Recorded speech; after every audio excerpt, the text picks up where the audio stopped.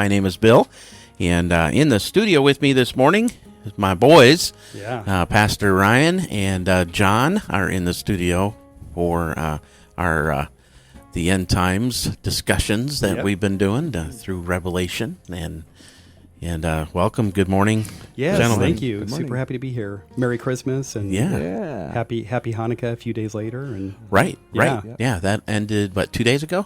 On Sunday. Sunday. Oh. So was that 5 days ago? Yeah, 5 days ago. Yeah, you were close. Okay. Yeah, 5. Yeah. Yeah. Close in horseshoes and hand grenades, right? Yeah, exactly. But yeah, great to be here. Happy to see both you guys. I guess it's been about 3 weeks since our last show. It's been a while. Yeah, it's been a while. That time of year when we're all traveling, but with us, every time of year is when we're all traveling. Yes. So, right. Just kinda, well, you guys anyway, not me. I'm always here. So. You kind of live here, which is, somebody has to, so that's good. Yes. Yeah, that's it. Yeah. So, good morning. Good morning. And this is the part of our show where we usually talk about current events and the news. And I almost said, well, there's really nothing in the news to talk about, which is completely wrong. Oh, God. So what the real story is that there's way too much to talk about in the news. Yes, so we're not going to talk is. about the news.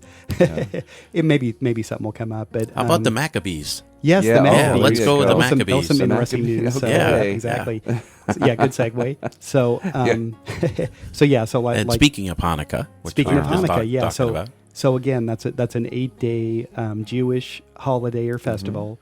The eighth night was last Sunday, so Hanukkah is now over. And some people might get confused. Well, doesn't Hanukkah happen around Christmas? It depends. It's the way that the Hebrew calendar... Their calendar is different than ours. It is. So it floats. Sometimes it's real close to Christmas. Yeah. Sometimes it's almost a month away. Right. So the Hebrew calendar this is completely off topic already. Gosh, we're starting that early, right?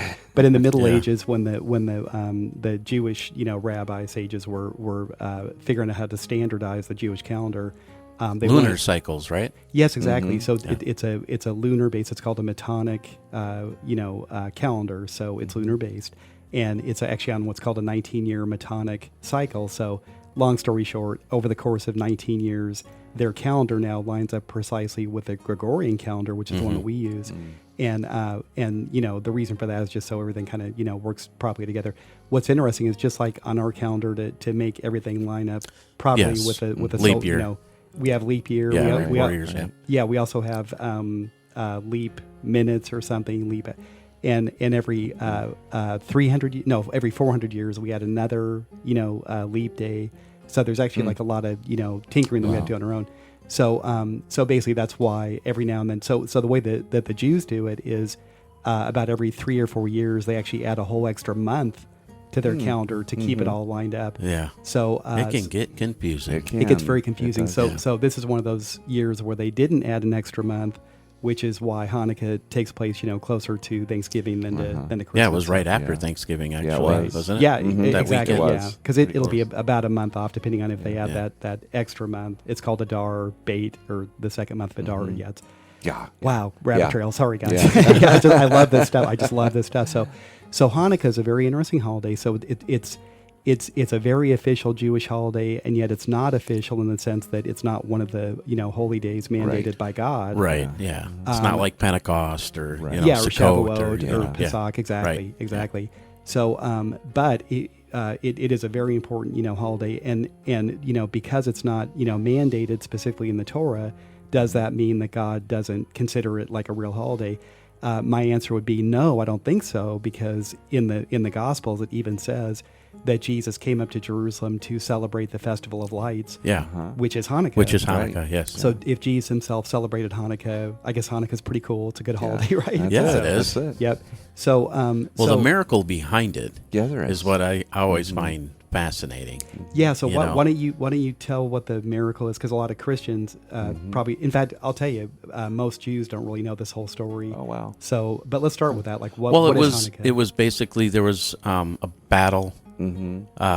They were tasked with keeping these lamps lit in the temple 24/7. The menorah. Yeah, exactly. It had to be lit. It was one of God's ordained things. When with Moses and Aaron and building the temple and all of that. So it was very important. Very important. Yeah, And incredibly important. The menorah, of course, symbolized the Holy Spirit, Exactly. in the temple. Right. And that's Yes, the concept. exactly. To keep that light burning all the And time. every day they would have to refill the oil. Yep. Right. Mm-hmm. Well, with this battle going on, they weren't able to. So it was like they were down to, however much was left. Mm-hmm. And God in his, infinite power let it burn for 8 days instead of, one. Yeah, they had enough oil for one day. Exactly. Yeah, that's what it so, was. I mean, the physics behind, everything that he had to suspend. Yeah. It's kind of like when Joshua, prayed and it didn't rain, And the sun stood the still. sun stood still, Yeah. that kind of thing. Yeah. I mean, it was Physically right along impossible. with that because there's no way in our physical human ability that we can make the oil last longer than it technically can. Exactly. There's absolutely no And way. it wasn't like, they had 1 day's worth and it burned for 2 days, which, would be a miracle. But this was, But 8 whole 8 days. until they stayed could get on. more Yeah. oil. Exactly. Yeah. So and the way that the Jews, celebrate this event, of course, is they've got what's called a Hanukkah menorah, or they call it a Hanukkah. We actually just had a Badin, Noam's wife, Yes, our very good friends in Israel. She actually spoke to my class last night via Zoom because she's in Israel, can't travel right now. And she talked about, Hanukkah and the way it related to the Holocaust and things like that, just great. So, if anyone wants to see that presentation, go to thesefinaldays.org and then click over to my Facebook page and you'll find the video there from last night. Yeah, phenomenal. So anyways, but yeah, so starting on the first night, they light, one of the 8 candles. There's actually 9 candles. One with the middle, in the middle. There's sometimes 4 on both it's on sides. the edge. Yeah, but it's called the shamash, which is the helper candle. But and then there's 4 on and then there's another 8, and then they'll light 1 on the first night, and then they light 2 on the second night. So finally, by the 8th night, they've got the whole thing lit. It's just beautiful. So what does this have to do with the end times? Because this is what our show is, right? The end times with Bill, Ryan, and John. Yeah. I'm still thinking we should do the end times with Bill, John, and Ryan. Put my name at the last because you guys are way better at this stuff than I am. But yeah, anyways, we'll come back to that. It doesn't flow. It doesn't work right. Yeah. So we won't. Good. I don't have to change the graphic then online. Do you guys know? Do you have any clue how this pertains to the end times, the story of Hanukkah? Because I'll tell you, we're not trying to fit a square peg into a round hole here. It really does. This is. The story of Hanukkah is a principal archetype of the end time story, specifically the story of the Antichrist and what he does. You ready for this? I'm ready. Yeah, go. I'm See ready. if you buy this. Okay, so again, we've talked about this quite a bit on this show, but a key verse for the end time story is Daniel chapter 9 verse 27. Okay, and so this book was written in about the 6th century BC, like in the 500s BC, right when Daniel was in Babylonian captivity. No temple existed at that time, etc. The temple had been destroyed. Verse 27 says, "Then he," and this is talking about the Antichrist here, "shall confirm a covenant with many for 1 week." This is a week of years, not days. So this is a 7-year period. Right. This is what we refer to as the 7-year Great Tribulation. So this is a future event, future to us, right? Right. He, the Antichrist, shall bring an end to sacrifice and offering. Now, again, the temple wasn't standing at this point. Well, sacrifice and offering can only take place in the temple. Yep. So this was a prophecy that there would be a temple standing when this event that Daniel's describing. It's actually the Archangel Gabriel conveying this prophecy to Daniel. So it's Gabriel who's describing this. And on the wing of abominations shall be one who makes desolate. And those are key words there, abomination and desolate or desolation, because we see those later in the Bible, in the New Testament. So we can connect the dots Through here, Jesus right? himself. Yeah. Through Jesus and then Paul, exactly. Yeah. So even until the consummation, which is determined, is poured out on the desolate, which is just saying that this abomination of desolation, we'll get more into what that is going to keep going until Jesus himself shows up and destroys the Antichrist with the brightness of his coming and the sword of his mouth, right?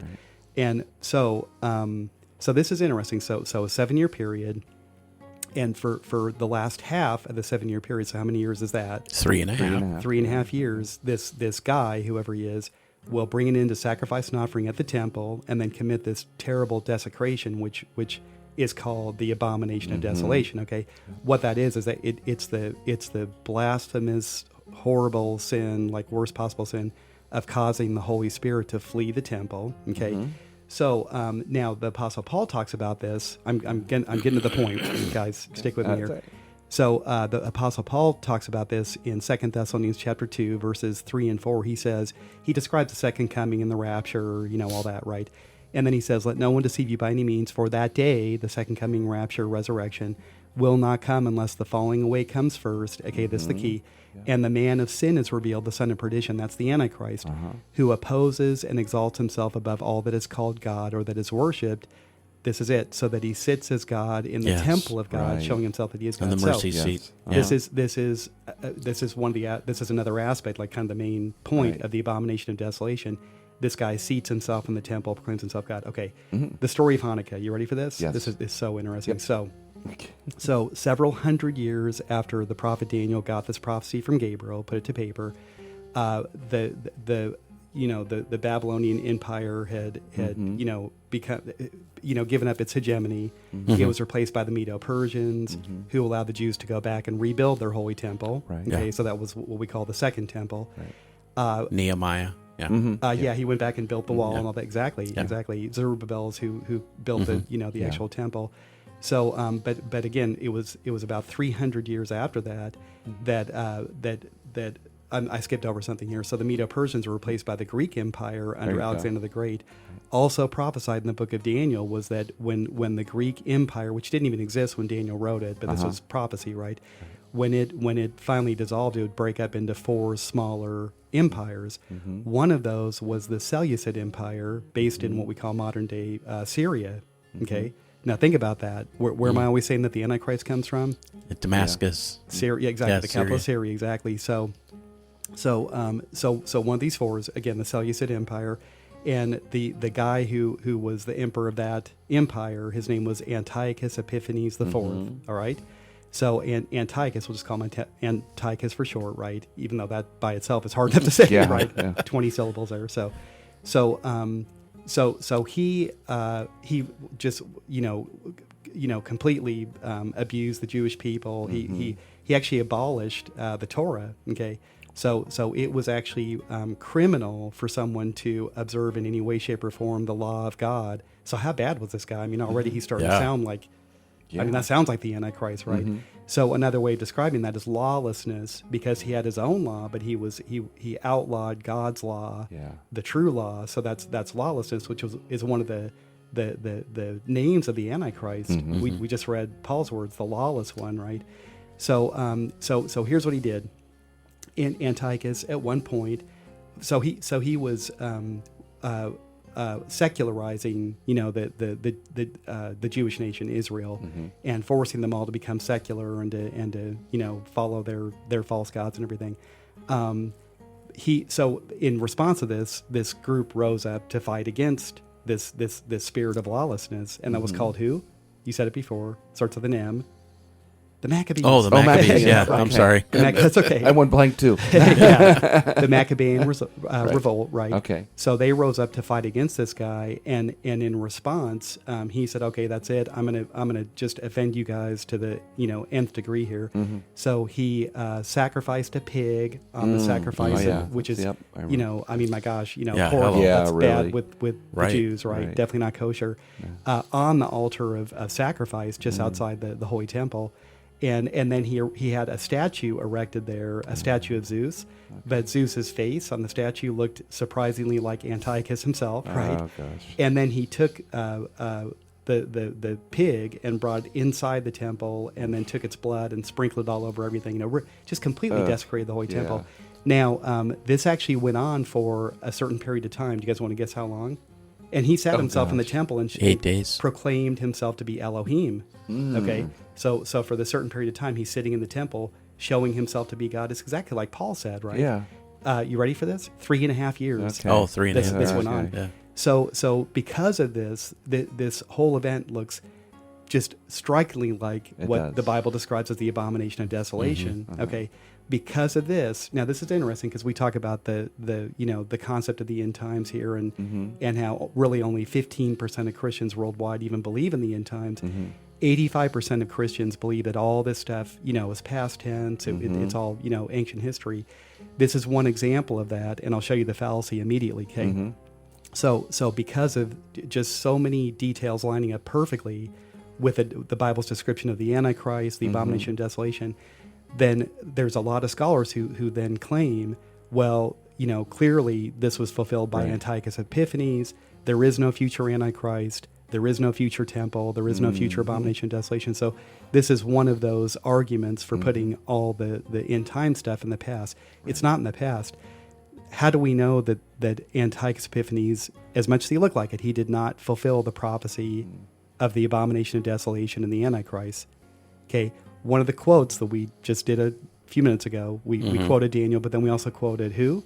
Paul. Yeah. Okay. Yeah. Paul wrote his books several decades after Jesus walked the earth. Okay. Yep. And Jesus was on the earth about 200 years after the time of Antiochus. Because at Antiochus, he made his move, the Abomination of Desolation, his version of it, this type and shadow of it, in 168 BC, and then it was finally the temple was liberated in 164 BC, right? Yeah. But Jesus, when he spoke about it in Matthew chapter 24, verse 15, he says, "Therefore, when you see the abomination of desolation spoken of by the prophet Daniel standing in the holy place," I mean, he just leaves no wiggle room here at all. Clearly, he's talking about what Daniel prophesied, right? And he placed it in the future. And then Paul, again, several decades later, when he talks about the abomination of desolation, he's describing it as when this happened, this will happen. Don't be deceived. This can't happen until this happens first.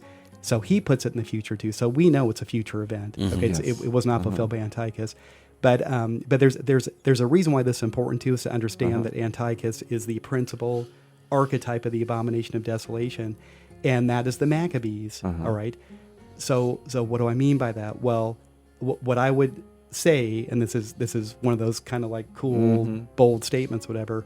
What this implies to me is that if Antiochus was a type and shadow of the Antichrist, then maybe the Maccabees, who did a very good thing in fighting against, when he was trying to do that lawlessness, maybe they're a type and shadow of what we're supposed to be in these last days, right? We're supposed to be like the Maccabeans. Right. We really are. It's funny because Adi actually said that in her presentation last night, talking about the Jews and actually talking about all of us. Anyone who loves the nation of Israel, love God, love those of us who love God's law, right? So just think about that. They didn't roll over and play dead. They didn't just do what the system told them to do, even on pain of death. I mean, if they observe Shabbat, they get killed, right? Even on pain of death, they stood up against that lawlessness. So that said, I'm not calling on us in the context of this amazing story to get guns and rise up in arms. The book of Revelation, Revelation chapter 12. It says, "He who lives by the sword shall die by the sword," and here is the patience of the saints. So I'm not saying that we're to fight this war that we're in now, because we are. The spirit of Antichrist is alive and well. The spirit of lawlessness, right? Yeah. But we fight it spiritually because it's only God who can conquer the spirit of Antichrist, which, going back to the story, this is leading up then to the miracle of Hanukkah, okay? So even though the Maccabeans did what they were supposed to do, they fought against this lawlessness for years, even with a lot of them getting killed because of it, right? This fight that they were in. They didn't defeat Antiochus. They didn't. A lot of Jews think so. A lot of Christians who know the story think that it was not at all. They never defeated Antiochus. Here's what happened. This is so God, okay? So Antiochus gets word. Am I making this story too long or complex? No. Okay, hang in there. Almost done. So I love this story. Yes. So Antiochus gets word that his trade, one of his trade routes, the trade route on the way to India, that there's bandits and there's another army that's trying to. So he gets so mad, and he gets on his chariot, and he rushes off, and he's gone for weeks, months, whatever. Right. And he goes to India to fight this battle to claim his trade route back. And while he's in battle, he doesn't even have a glorious end, and he shouldn't. He didn't deserve one. Right. He accidentally fell off his chariot, and it's gross. It's like his guts spilled out on the ground, split open. Wow. And he laid there in miserable pain and just like died in the mud. This very unglorious death, right? So he's gone. The guy who was left in charge in Jerusalem said, "Oh my gosh, we thought he was God, and now he dies this horrible death." So he's like, "Okay, I'm done," and he goes back to Damascus, which we know we've talked about in here. That's what the ultimate Antichrist will come from, also Damascus, and the Jews are just standing there looking around. My gosh, they're just gone. They just packed up and left, right? So the priests go into the holy temple, and this is the story you were telling before, Bill. The priests go into the holy temple, and they want to, resurrect the services to the Father immediately, right? But yeah, exactly. They find one jar of oil that has just enough oil to burn the menorah for one day, and they know that it's a 4-day journey to get more oil. So that's 4 days there, 4 days back. So it's an 8-day journey. But by faith, and I love this because this is Old Covenant Jews, and all that, and we think, we don't think about faith. That's not true at all. They're so full of faith, the ones who really know God's law and love God's law. So by faith, they said, you know what, we're going to send this priest, and he's going to go off, and he's going to retrieve this oil. It's going to take him 8 days before he comes back. We have 1 day's worth of oil. We don't want to light the menorah and have it go out. That would be, bad, right? That'd be terrible. But by faith, we're going to light it, and that's what happened. 1 day's worth of oil, and that menorah burned for 8 days straight, brightly burned, until that priest returned with a supply of oil, and that's the miracle of Hanukkah, and that's the story. And it actually, do you see how it pertains to the end times, like way more than you would? Oh, I never definitely correlated that before. That's really cool. Yeah, it is. Wow. So next year when you see them, the Hanukkah menorahs out and the kids playing with their dreidels and all that, and everybody's eating sufgani oat and latkes. That's the just think of Antiochus Epiphanes and the Antichrist. Maybe not the best message. That's not. But remember it though, like what the miracle really was, what God did. And what it means for us, and for our future, and even for our present. That well, this I is what we're called love to do. the fact that you said faith, because my YouVersion Bible app verse of the day today is, now faith is the substance of things hoped for, the evidence of things not seen. Yes. Wow. So Hebrews 11:1. Yeah. So they took that faith. And so very cool. Yeah, very and cool. Put it to work, and what an amazing miracle that came out of it, and I love Hanukkah. We try to celebrate it every year. At least go to the party at the synagogue and all that. Oh, there you go, cool. Yeah, which I didn't make it this year. I was fighting a small cold, but anyways, most years. It's very cool. I love it. Yeah. Well, our phone number, 800-721-9313. Pastor Ryan in the studio with me, as well as John. And I'm going to go to a song and give you a chance to go to those phones if you have a question for us. 1-800-721-9313, 1-800-721-9313 on your Celebration Radio Network. It's 6 minutes to the top of the hour. This is Bill, and Pastor Ryan and John are in the studio with me this morning, and we are going to get into the book of Revelation, chapter 1 and verse 11.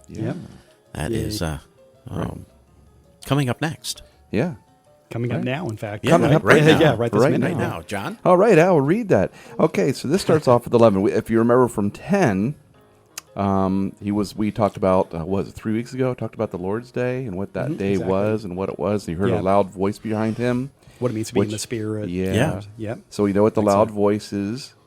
Jesus. That's Jesus. Right? Yes. So now we're into 11. So Jesus is saying to him, I am the Alpha and the Omega, the first and the last. And what you see, write in a book and send it to the 7 churches which are in Asia, to Ephesus, to Smyrna, to Pergamos, to Thyatira, to Sardis, to Philadelphia, and to Laodicea. Bill, did he pronounce those names correctly? Almost. It sounded pretty good to me. Perfect, yeah. Real close. Not bad. Not bad at all. Oh, no. Do I get a star? I'm always looking for the gold stars. Actually, 7 gold stars because there's seven names. Yes. Yes, you did good. 7 bulls, 7 lambs. Seven, 7 angels, 7 cities. There's so many sevens in the book of Revelation. They're all over the place. And what's the reason for that? Well, God's number, 7. That's God's perfect number. It's the day perfect number. He created the world in 6 days and then rested on the 7th. So it's actually an allusion to the Sabbath. Right. Yeah. And the millennial reign of Christ is considered after 6,000 years of human history. That's kind of a Sabbath rest for this terrible world we're living in. And anyways, so what do you guys think is important here? So we've got Alpha and Omega, first and the last, and then we have the 7 churches are named. Right. So what's interesting there? Well, all of it, actually. All of it, I mean, you got the Alpha and Omega, that, like he says, the first and last, which Alpha is the first letter in the Greek alphabet, Omega, the last letter. Right. So, you've got everything in between is, Jesus. Right. And then you go on to, like we were talking, I think it was not maybe it was this last show when we were together about John and him being on Patmos. Patmos and that mail route. Yes. Yeah. You know, which I didn't know until, we talked about that. That was really cool. Yeah, isn't that and amazing? Yeah. these churches were basically that route. Yeah. They were 100% that Yeah. route. There were 7 stops. So the ship would leave Greece and stop on Patmos of all places, right, where he was stuck there so that he couldn't talk to anybody. Right. Well, that was a big mistake on Domitian's part, right? Yeah. So he wrote these according to Jesus' instructions, because Jesus, this is all the plan, right? Yeah. And what's really cool is that not only were those 7 cities in Asia Minor, what we call modern day Turkey, the mail route once that ship left Patmos and then got to Asia Minor, but it was even in that order. So the guy would get off the ship, and the first stop was Ephesus, the second stop was Smyrna, and those 7 churches in that order. So boy, God knows, and the mail system of all Asia, right? So one of my big things with this is if you look at the New Testament, most of it is letters to churches that were written by Paul. True. Correct? Yeah. That's the majority of that. That's so true. these are even more important. These are letters written to churches by Jesus himself. Yeah. And John was the pen. Mm-hmm. Right. That's Exactly. That's exactly the right way of putting it. That's why, like we said before, we really could say that Revelation is the one book in the entire Bible that was, in essence, written by Jesus himself. Exactly. And this is such an important point. So is it just those 7 churches, which, they don't even exist anymore? This is, almost 2,000 years ago. What is it about those 7 churches that's special? Which we'll get into more once we get to the 7 letters. Oh, and come on. Yeah. He likes to tease. No, I'm kidding. Well, it's okay. We can do it then. They are a proxy for the body of Christ throughout the ages. They are.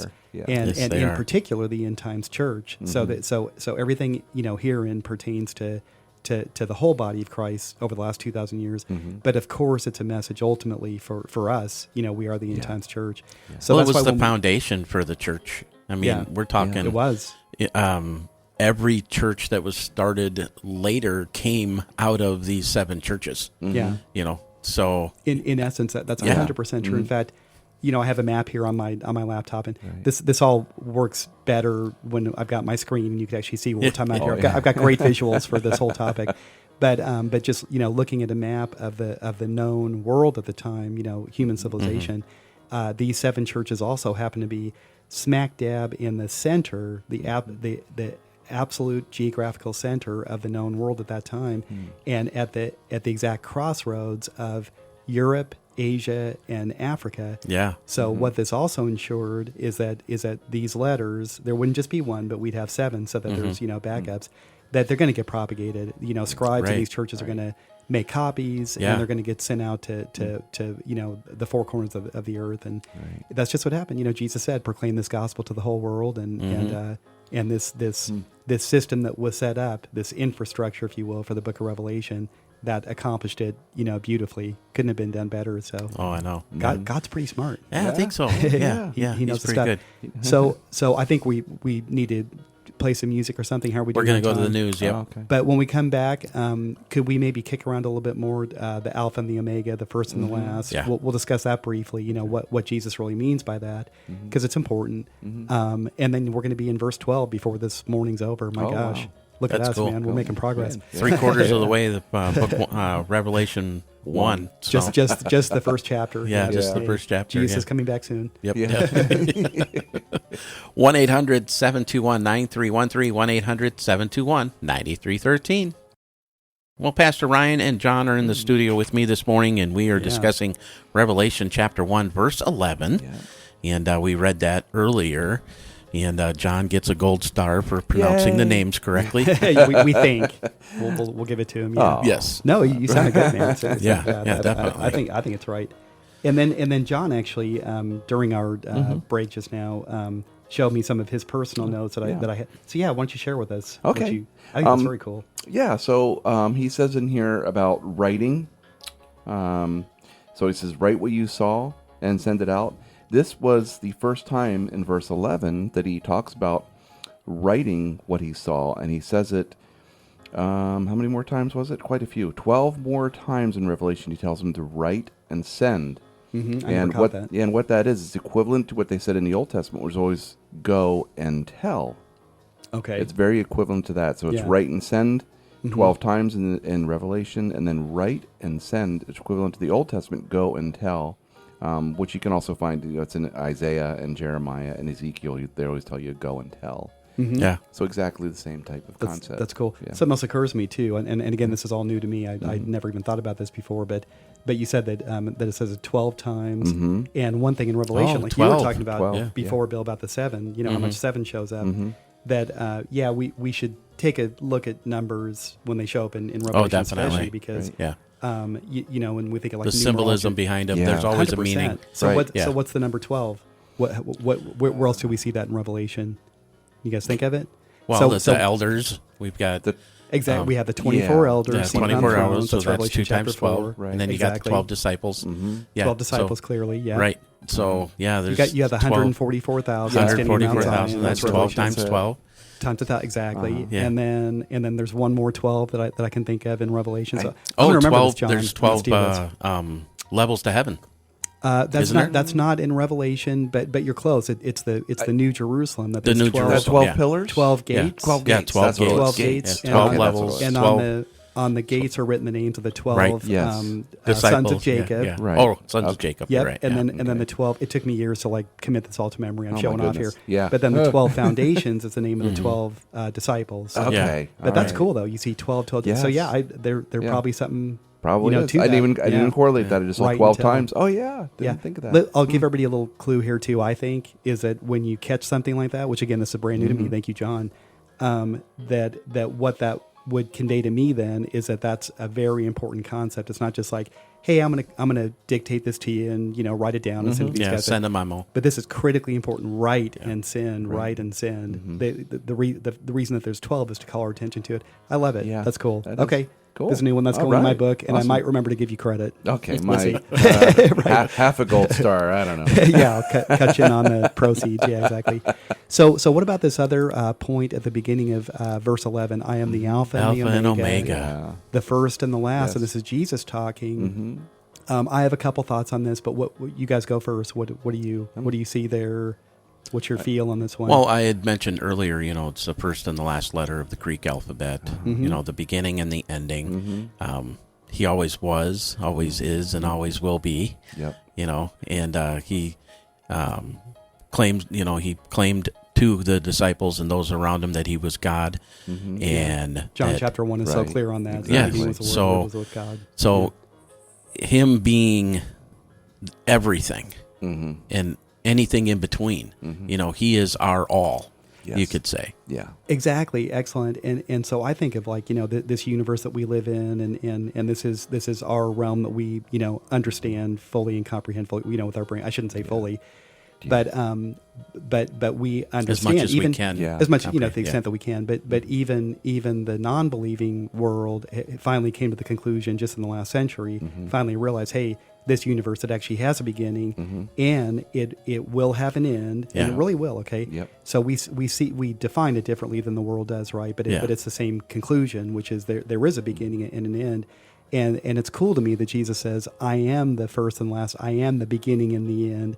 Not that he, existed or whatever, but by him being those actual things, that means he transcends them. Yeah. So even though this universe has a beginning and an end, and there's an expiration date on this, that Jesus, like the Father, because when we see him, we see the Father, right? Right. Is eternal. So our universe is contained within him, right? And now when I say that this universe has an expiration date, I do want to clarify one thing about that. So important. That doesn't mean that this universe is going to just completely cease to exist and then will be no more. Quite the contrary. Oh, it's going to get remade. Yeah, that's it. That's all it is. Is that in Revelation chapter 21 we read about that God destroys this realm as it exists, but he immediately recreates it, the new heaven, new earth, and new Jerusalem. But that new version of this universe, not a different universe, not one that is like a carbon copy of this, but it's actually this universe. But it's just like we get a glorified body at the rapture and the resurrection. Right. Yes. This universe will get a glorified body, so to speak, that will be eternal and immortal. Yeah. So we're destined to live forever in this universe. Right. But how it is right now, the clock is ticking. You know. Yeah. But this should be comforting to us. We're contained within Jesus Himself. Right. He is the beginning. He is the end. Yes. He's the Alpha and Omega. And one last thing. It's just that phrase, what it calls to mind, and again, visuals, right? So John is sitting next to me here. He can see my laptop. Yeah. so in Jerusalem, my first trip, I visited the Church of All Nations in the Kidron Valley, which is, so this church is situated right between the Temple Mount and the Mount of Olives, where Jesus will come back at the second coming. So the Kidron Valley, this is where the final battle of the War of Armageddon takes place. Very dramatic location, right? But in this church, when you walk in, it's not a very old church. It's built in 1924. I don't know how I remember this stuff. Thank you, Brain. Yeah. 1924, and it's called the Church of All Nations, or Basilica of All Nations, and also Basilica of Agony. Because, a whole bunch of nations got together and pooled their money to build this beautiful church. Basilica of Agony, because it's actually located at the site of the Garden of Gethsemane, and I believe it's the legitimate actual site. There's olive trees there that they say are actually a couple thousand years old. And olive trees, I looked it up, they can live to be that long, hypothetically. And you look at these things, man, and they're just these amazingly thick trunks and everything. And so there's trees there that maybe were actually there when Jesus went to the Garden of Gethsemane and That's cool. prayed, Yeah, But you walk into this church, and right in the middle of it, in the floor, is, and again, we're on radio, so this doesn't play very well, but look it up online. There's a beautiful mosaic, and it's Alpha and Omega, the Greek letters. So right in this church in the Kidron Valley, it's acknowledging, and that comes from one place in the Bible, right here, the Book of Revelation. Yeah. Awesome. So isn't that cool? That is Anyways, cool. That's very That is cool. Yep. So, with that, we're We're ready to to go some to more Christmas music. and then we're going to verse 12. Yes. Look at Yes. that. We're All making right. progress. And we have a contest coming up too. Oh, I right? forgot We about do. the contest. Yes, we need we to do. do that. Yeah. Yeah. We have. We're going to throw in something special with that Ooh. contest, other than the Christmassy. books and the DVD series. You're going to have a chance to win 2 tickets to the movie this weekend Oh, at nice. Stonebridge Christian Fellowship Church The called Chosen. Christmas with the Chosen, Right. the Messengers. Oh, cool. So All we're going to right. throw those in as well on your Celebration Radio Network. Our number 800-721-9313.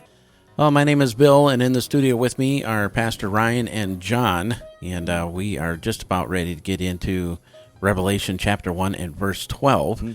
But just a reminder that we're going to be doing a contest here for your chance to win Book 1 and Book 2, plus the DVD series, and 2 tickets to The Chosen at Stonebridge Christian Fellowship Church this weekend on Saturday and Sunday, both at 6 p.m. And we are really excited about that. And excited is an understatement when it comes to the book of Revelation. Exactly, It is yes. incredibly exciting. And in fact, I just heard that they're going to revive Left Behind series into movies. Really? Oh, I Yeah. didn't know that. Wow, hadn't heard that. Yep. You hear all the entertainment news, I miss it all. Yeah, so This is why I I'm come here, looking so I can- forward to seeing Really? what the plot will be, and That'll be interesting. and yeah. well, obviously we know what the plot is, but I mean, how they're going to write the story and Yeah. Yeah. and things. So It's yeah. great Christian fiction, if I can put it Yeah. that way. So, and it is. Yeah. It's good. Yeah. It's, Yeah, it's it is good. entertaining Yes. Are they stuff, starting so. over or just continuing? I don't know for sure, 100% behind that. I think it's going to be just a continuation kind of thing. So we'll see what happens with that. Okay. But getting into Book Revelation chapter Can 1. I just say real quick before we Yeah. get into this that I love doing our show this time of year. Do you know why? Because it's the only time we talk about the end of the world with Charlie Brown music playing. Yes. I love it. We did this last year too, Bill. Okay. Yes, I know. I So know. with I that love said, this. okay. Oh my gosh. Revelation chapter 1 and verse 12. Moving past Charles Schultz's Yeah, love it. Charlie Brown, It's- yeah. Vince Guaraldi is the composer, by the way. Yes, Okay. yes, There you yes, go. Love yes. And it is one of my kids' and my wife's favorites. Oh, yeah. So, yeah, we Yeah. love Charlie Brown. My So, favorite. Yeah. Amen. that's what Christmas is all about, Charlie Brown, right? That's it. This is Revelation chapter 1 and verse 12. Then I turned to see the voice that spoke to me, or with me, rather, and having turned, I saw 7 golden lampstands. Yeah, love this. Love this. So, of course, this is Jesus. Right. He's talking about this voice, and when he turns to see the voice, this is what he sees, the 7 golden lampstands. So the symbolism here is so critically important, and we'll have to get started this show, but what do you guys see there? What are the 7 golden lampstands? Well, we just got done talking about the 7 churches. Yes, and it definitely represents that. We see that later in chapter 1. And again, that's that number 7. It's throughout the book of Revelation and so many different things. Yeah. And then also throughout the Bible, because 7 represents God's rest, of ultimate, the perfect number. And this vision that John sees, that this is an actual object that actually existed, in fact, still exists today. The menorah? Yeah, John's actually looking at my screen. I've got a picture of the menorah in the temple. I'm cheating. Yeah, it's okay. Hey, you're sitting next to me. When I was younger, I'd always read this. You read Revelation. I always pictured 7 individual lampstands. Yeah, me too. There are some that do teach that. Yeah, exactly. Yeah. But in fact, if you it's see not, like artist depictions of it, you'll see like just 7 individual. But it's really not. It's a picture of the holy menorah inside the temple, and we would always be careful, not to do that, to try to separate the holy temple and the old covenant and all that, God's law from Christianity and the Book of Revelation. Yeah, right. They're intricately linked, right? Inextricably definitely linked. Yeah. So now we were just talking in our first segment this morning. We usually do the news. We did Hanukkah, and we talked about this miracle of the holy menorah. So the menorah, and how there was only enough oil for one day, and then it burned for 8 days, right? So the actual menorah, even though a Hanukkah or Hanukkah menorah has 9 candles, one is the shamash, the helper that's used to light the other 8. The actual menorah is not 9, but it's 7. Okay, and again, it's that number 7, like you said, Bill. And this is one of the 3 principal objects that sat inside the holy. Not the Holy of Holies, but outside that, what's called the outer sanctuary. And that would be where the table of the showbread and the what's the third thing? Incense. Gold star coming. Yeah, incense. But it also has the where you wash. I can't remember. Actually, the bronze laver that's just outside the temple. That's outside. But, the showbread. The table of showbread. Yeah. So 100%. So if I'm a priest and I walk into the holy temple and I'm into the outer sanctuary and I'm looking toward the Holy of Holies, and what I would see there is the veil that separates. But right in the middle is the altar of incense, actually. The incense. And that symbolizes the prayers. And I'm trying to remember which side is the lampstand. Is it on the left? It'd be on the left. Okay. Yeah. It's on the left, and so the incense symbolizes the prayers of the saints going up, right? And that's actually from Revelation chapter 8. We see that. Yeah. And then the table of showbread. What did Jesus call himself? He's the something of life. A bread of life. The bread of life. So that symbolizes him. And then the menorah, of course, symbolizes what? The Holy Spirit. The Holy Spirit, 100%, right? Yes. So that oil, and like Jesus told the parable of the 10 virgins, they let the oil in their lamps go down. That light shining brightly, and even. Did we do the 7 spirits already in Revelation chapter 1? We did. I think that was a couple verses ago. Yeah, it was. It was so long ago. It was so long ago. We'll probably have to do it again. What? Well, the 7 spirits show up a few verses earlier in Revelation chapter 1, if we're remembering correctly here, and that actually symbolizes the Holy Spirit. So that's what the holy menorah is, and there's actually a very interesting on many levels, just this fascinating depiction of the menorah in Rome, and do you guys know what I'm referring to? John does, because he's looking at my screen. Yep. So this is so it's on what's called the Arch of Titus. All right. So there's this commemorative arch that was built in ancient Rome to actually commemorate, of all things, you ready for this? The sacking of the Holy Temple in Jerusalem and the temple's destruction. It's called the Arch of Titus because, of course, that was accomplished by the Roman general Titus in the year AD 70. That's when the Second Temple was destroyed. And on this amazing arch, you can look it up on Google, Arch of Titus, you'll see the picture.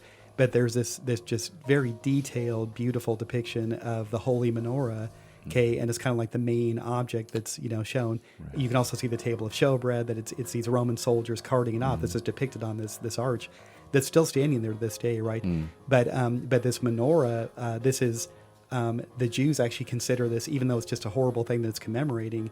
The Jews look at that and they say, "Hey, this is probably a very accurate depiction of what the menorah looked like," because that menorah is gone, right? Right. But do you know that the Temple Institute in Jerusalem, they actually use the Arch of Titus as a model to figure out how to reconstruct the holy menorah, which is now standing. This is like 100 pounds of gold. The thing's massive. Massive. I've seen it several times. Sitting in Herva Synagogue Square in the old city of Jerusalem. Seen it quite a few times. But real quick, I know we have to get to a song here. But I promised you guys I'd bring in one of my mini like show and tell things, right? Yeah. So the person who commissioned this arch to be built is none other than the same guy who placed John on the island of Patmos. Yeah. So who was that? Do you remember? Emperor starts with the D. Domitian. Oh, Domitian. Yeah, that's Domitian, it. Emperor Domitian, right? Where you have a coin of him. I do. So my twin brother Aaron, who's in town right now, by the way, we're going to hike in the Walpies tomorrow up in the snow. So I don't know how I got myself into that. His idea, my idea. But years ago, he bought me this coin, and it's one of my prized possessions. And it actually depicts, this is a real Roman coin from 2000. This is 2,000 years old. Yeah. And again, radio, the audience can't see this, but trust me, it's cool. But it shows Domitian on the coin, and this coin was actually minted in the year, you ready for this, AD 90, which was the exact year that John is credited with writing the book of Revelation. So very cool. By far one of my prized possessions, and even though it depicts a very evil guy, still it's Domitian, it's John the Apostle, the year AD 70. So he's the one who built the Arch of Titus, and I'm going to pass this around the room. Yeah, this thing's cool. And listening audience, I know you wish you were here so you could check out this coin. But I should put a picture online somewhere. Yeah, put a picture online, But and take a look at the back of it too, John. Oh, yeah, that's Minerva, the goddess of war. Yep. The goddess of war. That's what it is. Yep. So that's so cool. Isn't that cool though? That is neat. So thank you, Aaron, for this special gift. He might be listening. I don't know. Yeah. He just got to my house last night. I haven't even seen him yet. He was asleep out in the trailer. So. Yeah. The last time I saw this, it was just the photo. So that's all I saw was the photo. Yeah, but I promised you guys I'd bring it in. I've had a note to myself for the last 3 weeks. Bring Domitian coin for the next race. Hey, you want to hold on to it for a couple days? Show your family. So. Well, right after this, this song, we're going to give you a chance to win coming up here in just about 4 minutes on your Celebration Radio Network. Our number, 800-721-9313. Well, our phone number this morning, 800-721-9313. Want to say thank you to Adam for calling in and letting us know that he's been prayed for us. But not right now is your chance to win. We have the DVD series that is a 5-disc set. These Final Days, Part 1 of your 2012 or 14. I can never remember that. 2014. 14 trip to Israel. It's in the first sentence on the back of the DVD. Oh, there you go. I never turn it around. So, there it is. I mean, you explore the old city, the Western Wall. You do the Temple Mount, the Temple Institute, and actually follow like documentaries at these places, like explaining what they are. Right, exactly. And interviews. So lots of great content. And then the second half of that is on your YouTube channel, These Final Days. Yeah, go to thesefinaldays.org. You can find my best-selling book series. It's available on Amazon. You can find all my videos from all of my trips. I've done 3 to Israel, 1 to Lebanon, and I don't just do tourist type videos over there. Oh, right. But you have bullets whizzing over your head and everything. Right, and then little mini documentaries. But fun stuff. So cool. Very cool. These Final Days, Part 1, the truth about the rapture, the 4 horsemen, and the prelude to the Great Tribulation. And then we have Part 2, the truth about how the Great Tribulation begins in the Third Temple in Jerusalem as well. And Part 3 is coming soon, TM. Which we've been saying for 3 years now. Yes, which means trademark. Yeah. But thanks to Elijah. I'm finally, exactly, that's his. But I'm finally making real progress on Part 3, so it really is coming soon. Yay. Like when Jesus says he's coming back soon, he said that 2,000 years ago. No, it really is soon now. Okay, so should I relate those two things? No. Sometimes I wonder if he's coming back until I get my book series done. I don't. Well, then you better get it written quick. Yeah, I know. No kidding. So our phone number, 1-800-721-9313. We also have 2 tickets to the movie The Chosen. Cool. Christmas with The Chosen at Stonebridge Christian Fellowship Church called The Messengers. And it is a look at Jesus' birth through the eyes of Joseph and Mary. And I know that'll be a blessing to someone. And again, these 2 tickets for the movie The Chosen, The Messengers, taking place Saturday and Sunday evening, both at 6 p.m., doors opening at 5. And you will definitely enjoy this. So this is a big prize this morning. So you get my 2 books, my DVD set from 2014, and the tickets to the show. Yeah. And all you got to do is be caller number 7. Oh, we've been talking about number 7 this morning. Yeah, that's true. At least we didn't go to 12. With 12. Yeah, he was going to say 4. I know. I was going to say 4. But we do that, and it goes like so fast. Oh, I know. It takes forever for people to start calling. But once they start calling, it goes. All the lines light up. We need one person. Just dial the phone right now. Get the ball rolling. 1-800-721-9313. 1-800-721-9313 for your chance to win right now. The DVD series, 2 books, and 2 tickets to The Chosen. Christmas with The Chosen called The Messengers. 1-800-72... They're all lighting up right now. See? It worked. Our plan worked. Good morning, your Celebration Radio Network. Who's this and where are you calling from? Hey, this is Adam again from Victorville. Hey, Adam. You're caller number 1. Call before the winner. Okay. Well, keep trying. You're caller number 1. I wanted to say hi to you guys, and I wanted to let you know good morning. Good morning. I just enjoyed this video, like the one that you're giving away. Yeah. And I wanted to be a testimony of that because it really inspired me to encourage people how current the things and the places that he walked through are like almost going to be unable to see now because of the pandemic and everything. And so it's really neat to see these guys. When I was watching with my dad, short story, he was like, "Who are these crazy guys? They're just going everywhere getting kicked out of places." I love that. These guys are serious. And he's like, "Whatever." You go on my YouTube channel and look at my Lebanon trip when I went down to the border with Israel and Hezbollah territory. Yeah, so that's the most exciting thing I've done so far in life. So I'm just getting started.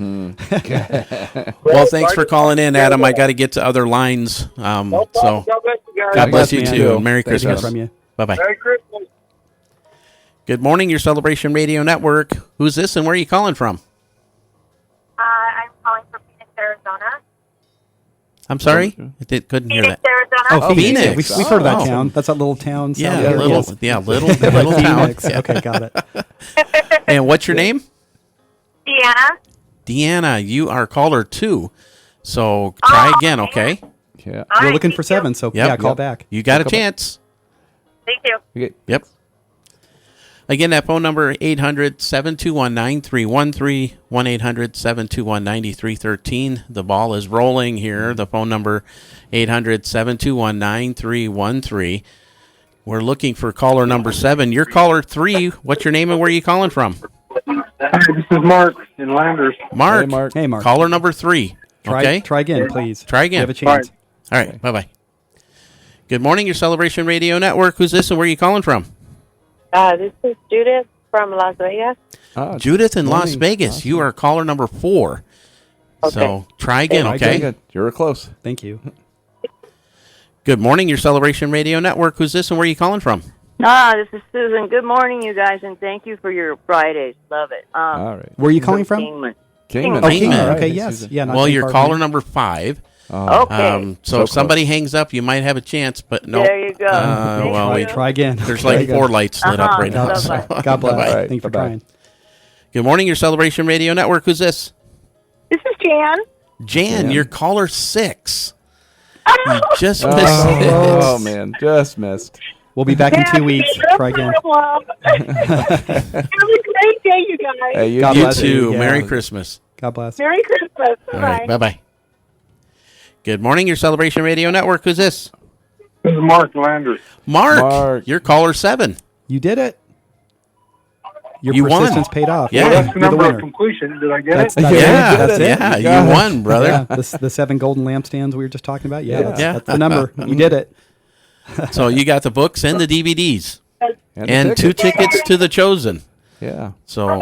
Oh boy, tickets to The Chosen. Yeah, I didn't want to do that, but I'd like to get out of here somehow. Yeah. Yeah, you said you're in Landers. Landers, And California. remind me, where is Landers? I've been through there. Joshua Tree, Yucca Valley area. Okay, so by the Marine base. There. So you're in our neighborhood out in the desert. Yeah, about 3 hour drive. Yeah. Okay. Got it. Mojave Desert. Love it. Wow. Yep. All right.